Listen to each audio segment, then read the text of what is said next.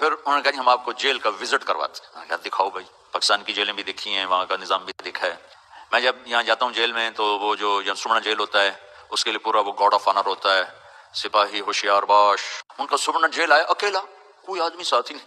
اتنی طاقتور حکومت کو سمنا جیل اکیلا ہمیں آ کے ملا اور ہمیں دعوت دی کہ آپ آج ہمارا تھوڑی مصروفیت ہے, آپ دوبارہ تشریف لائیں اور ہمارا جیل وزٹ کریں. وہ چلا گیا تو مجھے بتایا گیا کہ یہ تو سمنا جیل صاحب. تو میں کہا بھی ساڈا ہم تھڑ تھلی مت جاندی, یہ کون ہے آگے لاگ ٹپ بھی گیا تو پتہ نہیں لگا کسی نے.